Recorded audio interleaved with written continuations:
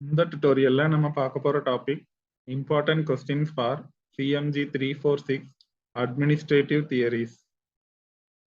இந்த சப்ஜெக்ட்ல சிலபஸ்லயே பாத்தீங்கன்னா ஒவ்வொரு யூனிட்லயுமே ஒரு 3 or 4 டாபிக்ஸ் தான் கொடுத்திருக்காங்க. டெக்ஸ்ட் புக்னு எதுவுமே இல்ல, ஃபுல்லா ரெஃபரன்ஸ் புக்ஸ் தான் கொடுத்திருக்காங்க.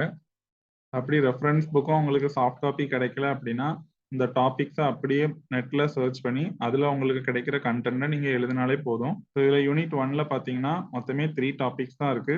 அதுல ஏதாவது 2 டாபிக் நீங்க படிச்சிட்டீங்கன்னா கண்டிப்பா இந்த யூனிட்ல நீங்க ஒரு பிக் கொஸ்டின் அட்டன் பண்ணிடலாம். பாத்தீங்கன்னா இதுல meaning, scope and significance of public administration, then evolution of public administration as a discipline, இந்த 2 கொஸ்டினும் கண்டிப்பா படிங்க. ஏன்னா இந்த சிக்னிஃபிகன்ஸ், எவால்யூஷன் இந்த மாதிரி கொஸ்டின்ஸ் வந்து எப்பவுமே எக்ஸ்பெக்ட் பண்ணலாம். அதனால ஃபர்ஸ்ட் 2 கொஸ்டினும் கண்டிப்பா படிச்சுட்டு போங்க. எப்படி இந்த யூனிட்ல நீங்க ஒரு பிக் கொஸ்டின் அட்டன் பண்ணிடலாம். இல்ல 3 கொஸ்டினும் என்னால படிக்க முடியும் அப்படின்னா 3 கொஸ்டினுமே படிச்சிருங்க. தென் யூனிட் 2ல பாத்தீங்கன்னா ஒரு 3 டைப்ஸ் ஆஃப் தியரிஸ் கொடுத்துருக்காங்க. Organisation theories. இதுல எனி 2 படிச்சிட்டீங்கனாலே போதும். எப்படியும் இதுல இருந்து நீங்க ஒரு பிக் கொஸ்டின் அட்டன் பண்ணிடலாம்.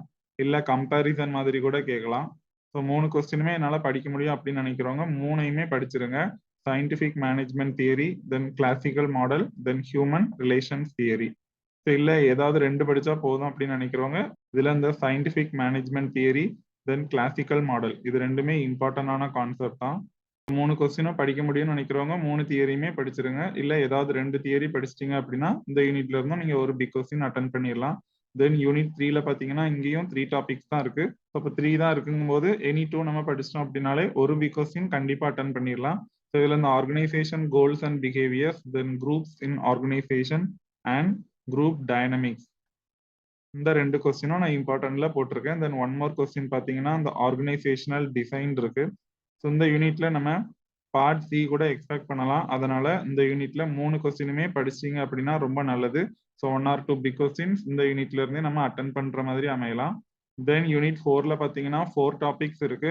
Motivation theories, content, process and contemporary. இதுல சப் டாபிக்ஸ் இருக்கிறதுனால இந்த கண்டென்ட் கொஞ்சம் அதிகமாவே இருக்கும். பட் நீங்க வந்து இதை ஒரு 13 மார்க்குக்கு எவ்வளோ எழுதணுங்கிற அளவுக்கு படிச்சுக்கிட்டா போதும். Then theories of leadership, traditional and modern, then process and techniques of decision making.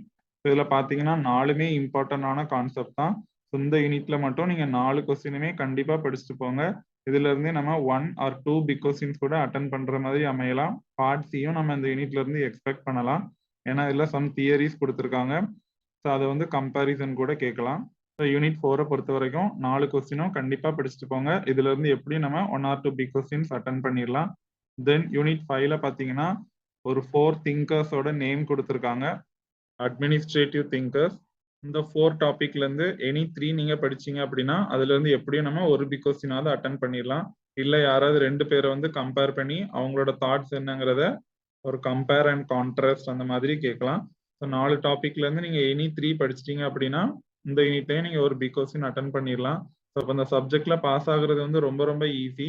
ஏன் அப்படின்னா ஒவ்வொரு யூனிட்லயுமே இங்க 3 or 4 கொஸ்டின்ஸ் தான் கொடுத்துருக்காங்க. அப்போ இருக்கிற எல்லா டாபிக்குமே நம்ம இந்த யூனிட்ல படிக்க முடியும்.